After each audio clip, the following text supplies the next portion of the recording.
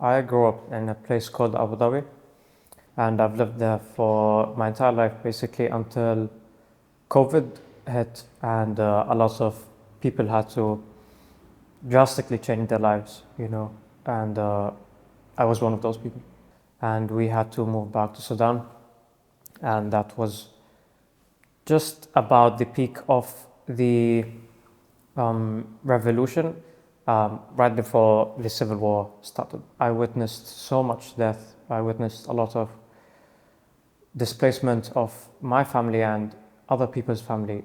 I was detained whenever I was 18. My sister was 17 at the time. They took us to this place. The first thing you would be held back by is the smell. Probably is just corpses, honestly. People were in there for so long that I don't think they could even speak anymore, They were tortured, they were beaten. They had nails removed, they had all sorts of torture, humiliation. After having gone through that, and having to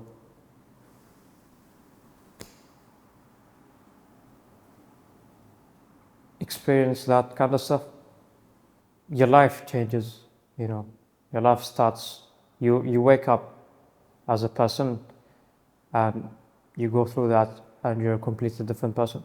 You don't even feel like a human anymore, you don't even feel like you're worthy of living after going through that.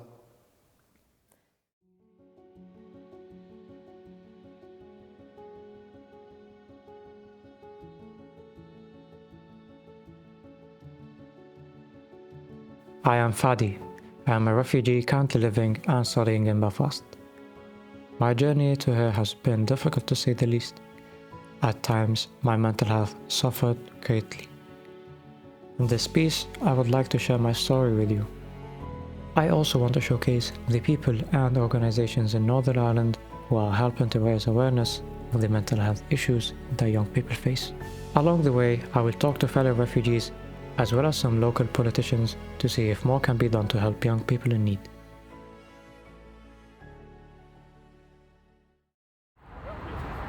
My journey starts at Diverse Youth Centre in North Belfast, a place that made such a difference in my life. When I first arrived in Belfast, I felt alone and lost. Diverse Youth made me feel connected to the community and helped me greatly with my mental health.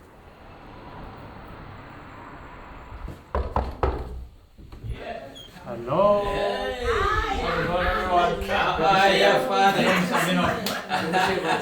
my God. Hello. Good to see you. Okay. Keep smiling. How are you? Good to see you guys. It's been a while. What you could say, it's the best. It was founded by Israel Edukage in 2020, with its aim to empower young people from the BME community, build relationships, and improve their communicative skills in a cultural environment foreign to their own. Israel and his team have faced many challenges, but have worked tirelessly to create this center. The campaign itself has opened my eyes to reality and kind of like reflecting back on my journey. When I first left Nigeria and arrived Germany as a young person, the fear, the overwhelming fear of the unknown, a place I never knew before, a community and environment that I have never been to before, the language, the food, the people, the reaction, even the environment, the weather. So there's this fear. There's this anxiety that the fear itself even continues to increase in me, and the panic. So I have grown through that as a young person into my adulthood. And then now in Diverse Youth, I can see that in the faces of the young people when they come here. Especially those children who are in the hotels, in the limbo, children who are still in the asylum process, who are afraid of them being deported back to where they are fleeing prejudices and war, that fear of, are we accepted? That fear of what is mental health. So I can really understand and resonate with them when they express that fear. However, throughout this campaign, it's been amazing that even those fear is not completely, and they are not completely eliminated, but you can see that there are some kind of reassurances in them. And coming to a place like this in North Belfast, where the young people feel at home, feel included, I can see the difference it has made in them, that most of them are now very, very proactively involved, becoming active citizens, engaging in participating in community activities, even in our outreach. They have built their confidence as well. Whatsoever money we get from our funders, from our supporters, we put them into good use. And we'll continue to do that because one of our ethos is to empower young people, is to make sure that young people, when they walk into this place, they will never leave the way they came. They will be transformed.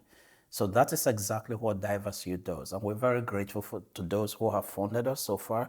And we're hoping that we will continue to have access to resources to help us change the narratives that has always been clouding the young people. So what we try to do here is to make sure that these children come on board, that they know this is home. Yes, it might be tough, but the issue is this: take it on, and that you can. Because even the word itself, there's a word that says impossible. But if you look inwards into that word, it says I'm possible. And that's what I try to pass on to these young people. And I am glad so many of them are coming on board.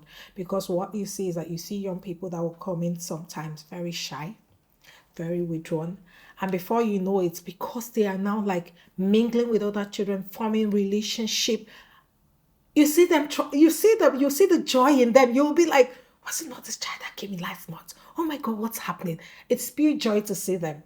I don't know, is this, I have this thing about me, like, when I see children evolve like that, like coming in, I wouldn't use the word timid, but you see them so like, they don't want to mix up, they don't, but before you say Jack, they have bonded, they have formed relationship, they are mingling, they are happy, and that makes me very happy. Oh, yeah, that is amazing. I had to leave a lot behind. So me and my sister had to flee Sudan in a span of like a week, We were smuggled to Egypt, and we were lucky enough to have previously thought about going to university somewhere other than Sudan. So we already had like an acceptance letter from university in Ukraine, and all we had to do was just go to the Ukrainian embassy and get it stamped for the visa, and then you could leave. Like even now, looking back at it, I couldn't tell you much about anything that happened in that period of time. From being detained to being in Ukraine, it just happened like that. And I don't think I even really thought about it until I was on the plane, and you see everything that you've known become tinier and tinier and further away,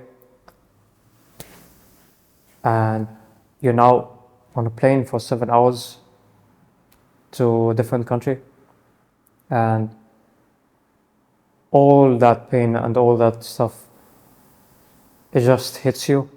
It's hard to describe.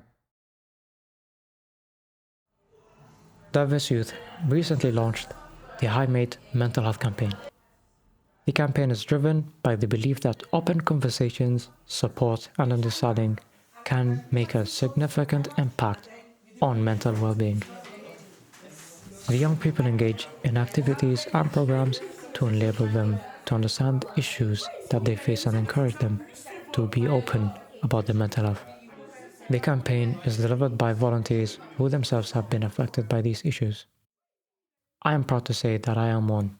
When this campaign came on, I felt it sounded very good. It was a good idea, and it's been an amazing journey where young people can actually talk about their mental health, in a safe space and feel quite free. And the adults they have in Diverse Youth have been able, like the staff and the management have been able to, they're approachable for the children to just, express themselves, and, and they've been leading on this campaign where they've gone to different politicians that have been able to endorse it for them. And it's been very good. When I came here, I struggled with my mental health. I feel like I don't belong to here. So I always want to find ways that I can help people. And by volunteering, I find it so good to have this opportunity to be able to help people, especially the newcomers to Belfast. So I've been coming to support young people in the hub, just make sure they are happy. If they want anything, I can do for them. If any advice I can give to them as well. And volunteering is so good for your mental health. It make you feel the sense of a sense of purpose in this life by helping other people. And every time I help people, I feel I'm happy. In terms of mental health, I'd say yes, there were times when I felt stressed. I had anxiety attacks. I felt depressed. You're away from your family. It's a different country. It's a different climate. It's never just cold back home. We don't have winters at all. So, the kind of climate that I have to live in, there's no mom, there's no dad. You don't go to the warmth of your home when you're going back. So these were the things that I had to face in Belfast, in Northern Ireland. And these were the things that contributed, probably I'd say, became detrimental to my mental health. But at the same time, I'd say what helped me to withstand all of these was fantastic people like you, the society here. Every city, every place has its own goods and bads, pros and cons. So in that terms, I'd say DYNI, Diversity NI, and some of my friends that I found in Belfast and I made in Belfast, these people really helped me to just survive in this cold climate, I'd say. Like the first youth has started with nothing. They've started with nothing because I think until this year or late last year, they've only just begun employing people. Everyone who's worked there has been a volunteer. Even myself, I'm a volunteer there. Israel volunteers there. Alexis has recently only become an employee of Diverse Youth. You couldn't imagine how much they've done. And to think that they've done all of that while being volunteers and not being paid for it is amazing, And one could only imagine how much more and how further they could achieve with just a little more help, Education is a critical aspect of any young person's life. I traveled to Blessed Trinity College, a school which many of the young people from Diverse Youth attend. Transition to a new school for a BME young person can be very difficult. Today was International Day, in which the school comes together to celebrate cultures from around the world. While I was here, I wanted to hear about the strategies used by the school to welcome newcomer children and also hear about the problems that they might face. So, Colin, what kind of problems do students here face? I think, Fadi, in general, it's a communication issue, where our students who originally come have been brought up in Ireland and stuff, they're able to talk about their problems more so, but we find when our children or our students arrive days, maybe in first, second, third or fourth year, that they don't have the confidence to speak out and ask for help. We have a very open climate in the school where we encourage people to talk, and it's okay not to feel okay, but we find with some of our students, the language barrier may cause a problem, or there might be some sort of stigma attached with emotional health and well-being. So we're trying to open all that out to try and say, look, we're here to help everybody and anybody. As you said, they do face barriers in communicating, and I think that's because of the stigma, I guess, from whenever they were brought up. But what exactly would you guys do in order to help these people to try to express themselves even more? Repurpose parts of our school as soon as we come back from COVID to address sort of emotional health with care and nurture rooms. But in particular then we've got a learning hub where our newcomer children especially then have 2 full-time workers to work with. In addition to that, we have age and stage appropriate curriculum. Our PD programme, we have emotional health and wellbeing units within the curriculum. And you've lots of signs around the school as well saying it's okay not to feel okay. But again, from a school's point of view, we need to increase that. We have Take 5 school. We address the 5 ways to wellbeing. You'll see all the signs, but we don't have them in lots of other languages as yet. but we're working on it. We're trying to promote all that too, because some of our children who come from other countries have experienced so many adverse childhood experiences that we're only sort of getting to grips with now too. So, would you say that the teachers are aware of these problems and would they be able to address them appropriately? In general, in our staff meetings, even at the start of the year, we get training to try and open our minds and broaden our horizons as well. Because yes, in the north here we experience their own problems, but it's hard to imagine what it's like to come from another country into our environment. So we're trying to improve ourselves even for our professional learning. And again, there's lots of conversations going on, even regarding their levels of English, where we now have this beside all the rest of our data, so we can help their learning as well. Away from school, would you say that there are enough resources for students like that outside of school to help promote their mental well-being? Fatty, I don't think there's ever going to be enough services for our children, and especially for our newcomer children too. We run an event every year called Supporting Our Teens, where we bring all the local organisations, sporting, addiction, debt, everything into the school, and we notice it's very, very well attended by our newcomer children. It would be great to have more organisations that we can tap into, because school and the community, they're together. So we need to increase the links between school and community, and any other organisations out there would be hugely beneficial. I was enthused about what I heard from Collie about the measures that the school take to make children from BME community feel welcome. It was fantastic to see some of the young people from the BME community feeling comfortable and integrated in their school surroundings. So we stayed in the airport for a while.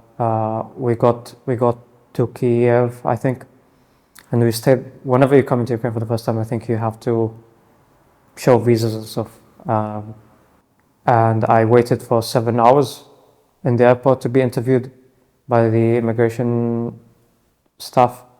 What's funny? Whenever I got there, I showed them my passport. They looked at the passport. They said, Sudano!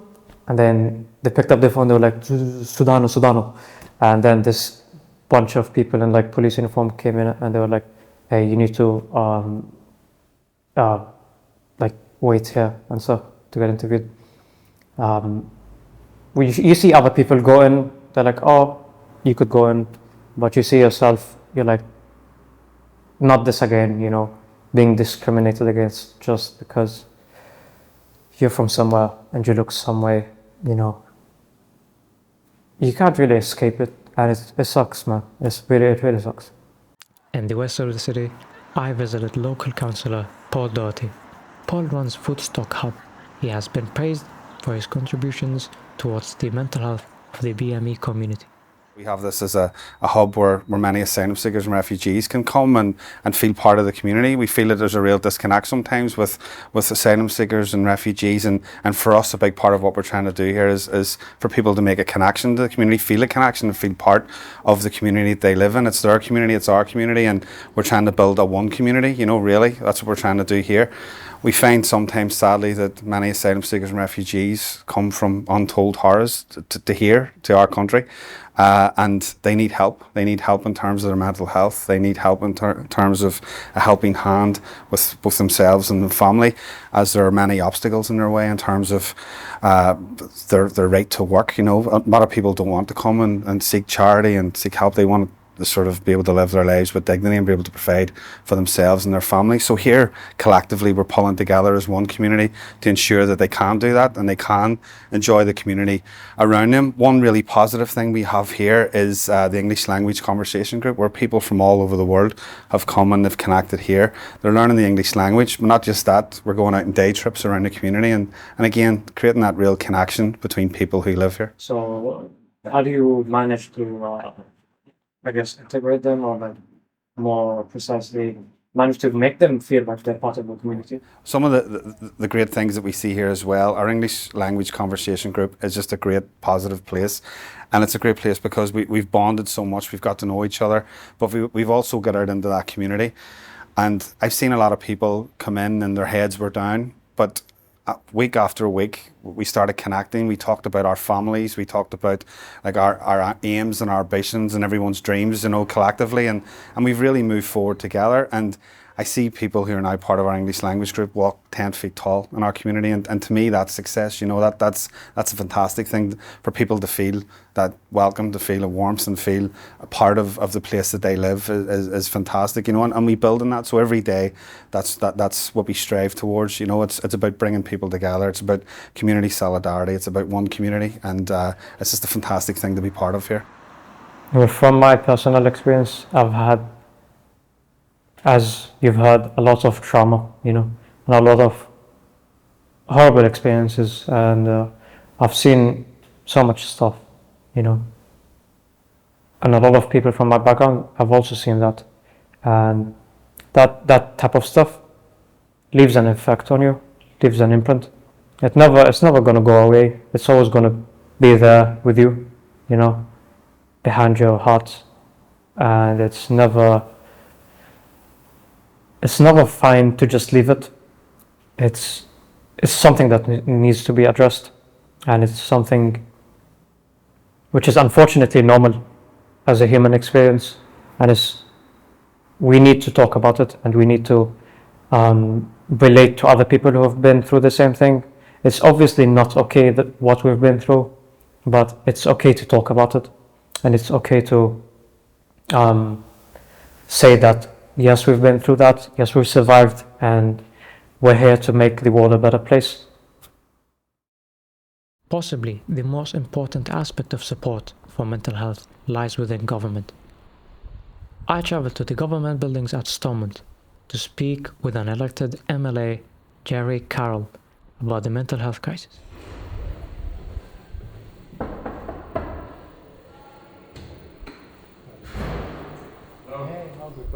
Jerry.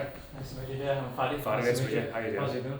Good, yeah. Busy today, but yeah. So is this your office? In his constituency, Jerry has helped many people, and he has worked hard to give a voice to people from the BME community. What are the challenges that you face coming in here and presenting these issues? Well, I think there are a lot of difficulties and challenges facing, you know, refugee, asylum seeker, and migrant and new communities.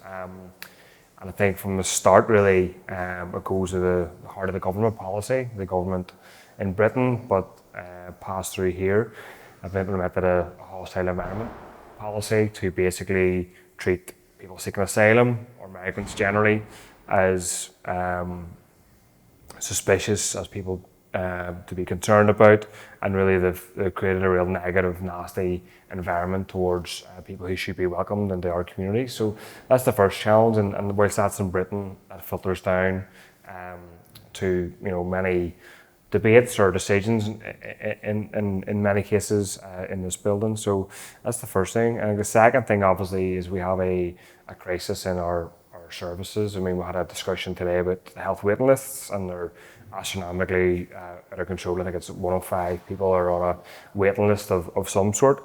And in that context, you know, some people can incorrectly, naively blame the wrong people, try to blame our refugee or asylum seeker community or migrants, many of whom either do work in the health service or are trying to, but are banned, as you know, by the legislation. So in that context of scarcer resources provided by the government, some people can look inwards and look maybe across the street when they should be looking at the policies passed at Stormont and Westminster. So that's a big challenge, and one of the issues that we're trying to push back against, to say the problem of services is down to underfunding by central government, whilst they've, you know, spent money on all sorts of other things that they shouldn't have, including more. But I really want to ask, what do you see the mental health aspect of this, and how do you think it affects people, and what could be done to change it?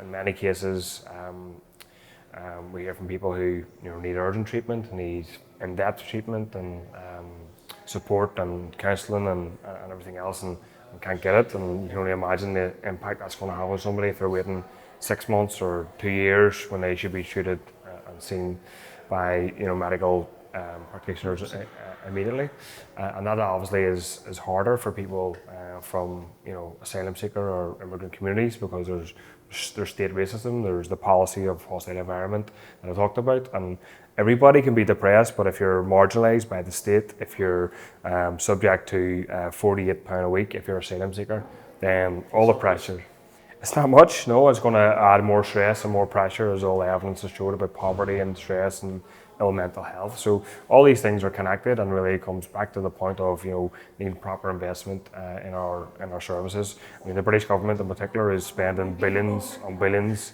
selling weapons to, you know, countries across the world, allowing more to continue, and, you know, funding more, which obviously in turn is creating more refugees and displacing people out of their countries and homes when they don't want to be. So all that money should be redirected into putting in the pockets of asylum seekers, putting in the pockets of you know, people who need it, and putting into our services, which are completely underfunded. So if you can sort of talk about those points and tackle those issues, then hopefully mental health can be improved. But mental health is obviously affected by many. Definitely, like undertaking the underfunding of the mental health aspect, undertaking the underfunding of helping the youth overcome their challenges, and there's so much stuff that is underfunded by this government, and it's focusing elsewhere where it should be focusing where it actually matters, you know, to the people in this country, you know, and I think that's really important, and that's something people like you are actually trying to help with, and they're trying to make change happen on the ground. As our friend said, like, this is all grassroots movement, and if the change doesn't come from the people, where is it going to come from? Absolutely, totally agree. Can't disagree with any of that. So we got to Ukraine in the late 2020. The war only started last year, which is 2022. You never think you're gonna flee war to somewhere where war starts again, you know. For the first day, I think everyone was just so in shock and so surprised that nobody really thought about leaving. We obviously were worried about the safety. That's why we left, and we were quite close to being bombed because the train station got bombed, and my street got bombed where I lived in Kharkiv. We were very lucky to get out, you know, and we were very lucky to get on that train because that train was packed. A lot of people didn't get in.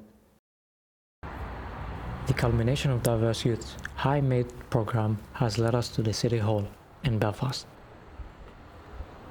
The Lord Mayor of Belfast has invited the team to his parlour to celebrate the program and recognise our work raising awareness of mental health and young people seeking sanctuary in Belfast. It was a great honour for all of our team and really showed me the progression that we have made over the last few years. To think it wasn't that long ago that my life was in a spiral. It was a marvellous occasion, and I took the chance to talk with the Lord Mayor, Ryan Murphy, and get his thoughts on the programme. First of all, it was an absolute delight to have the Diverse Youth back in again with us. It was one of the very first engagements we done back at the beginning of June. And from June, one of the best things that I've been involved in is the engagements with young people. And that's certainly the case when it came to the engagement with Diverse Youth. We've been at a number of events now, and we've been able to hear directly from you about the High Mate campaign and what you've been trying to achieve. We know mental health is one of the most important issues for young people. It comes up daily whenever we're talking to them about the biggest things that they feel is facing them in the city of Belfast. And I think that the High Mate campaign from Diverse Youth has been particularly important because it's also looked at it from the focus of young people from BME communities. And it's sometimes one of those things that maybe slips to the back of people's minds. We do understand because they're young people, there's particular issues when it comes to trying to access services, but that can also be even more challenging for people who already have different obstacles and barriers in the way. So I think that's why, one of the reasons why the campaign's been absolutely fantastic. What do you think should be the next steps, and what do you think is really important to focus on moving forward? Sometimes you don't need to reinvent the wheel as such. You know, it's about making sure that you have this continuing on for those future generations, for that next cohort of young people that's coming through. But I also feel, especially with the findings in the areas of the discussion that you have looked at, especially in engaging with different political leaders, that there is a need for that to continue transforming. And that may mean looking at some of the mental health strategies that have been to date and seeing if they were fit for purpose. they probably weren't. They probably wouldn't have looked at some of the issues that you have been able to talk about. And I think the next logical step for the High Mate campaign is to ensure that when we now have the government back up and running, we've got a health minister in post, and that when we're talking about mental health and mental health campaigns going forward, that we're also looking at how it impacts on other people, especially those new communities that are living here across the region and in the city of Belfast. We need to make sure that they're afforded equal access to the opportunities and the services that exists. There's plenty of organisations out there that does great work when it comes to mental health. We need to make sure that we're reducing, taking away the barriers for other people being able to access those. Life for Fadi is, I'd love to stay optimistic, you know. I think I'm truly the type of person to look at the half full glass, you know, and drink it, because that's a go-getter, you know. Just don't look at it, just drink it, you know. And I'll definitely like make sure to achieve my dreams, because I'm never gonna give up on things that I believe in. I've never given up on the issues that face Sudan. I've never given up on my dream to study medicine. You know, even though I fled 2 wars, and it's still my dream, you know, and I've experienced so much hardship just to be able to do something that people take for granted, you know. Education, people take for granted. People don't really understand that there's so many people who just can't even think about it.